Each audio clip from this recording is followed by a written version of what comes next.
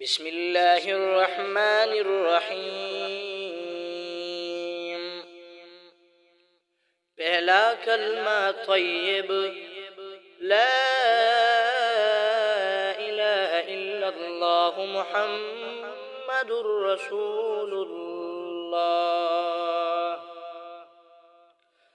دوسرا کلمہ شہادت اشہد ان لا الله وحده لا شريك له وأشهد أن محمدا عبده ورسوله. تيسرا كلمة تمجيد سبحان الله والحمد لله ولا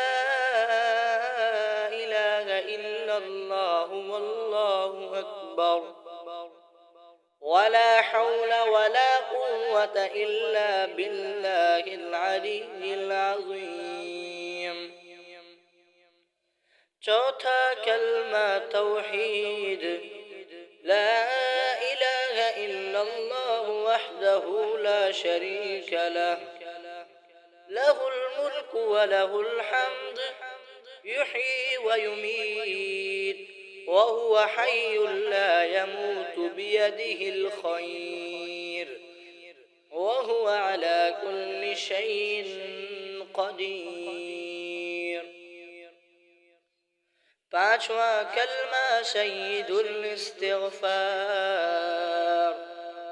اللهم أنت ربي لا إله إلا أنت خلقتني وأنا عبدك وأنا على عهدك ووعدك ما استطعت أعوذ بك من شر ما صنعت أبوء لك بنعمتك علي وأبوء بذنبي فاغفر لي فإنه لا يغفر الذنوب إلا أنت.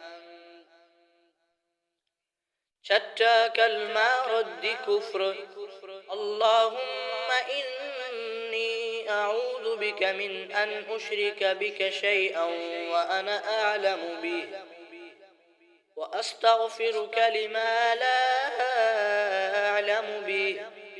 تبت عنه وتبرأت من الكفر والشرك والكذب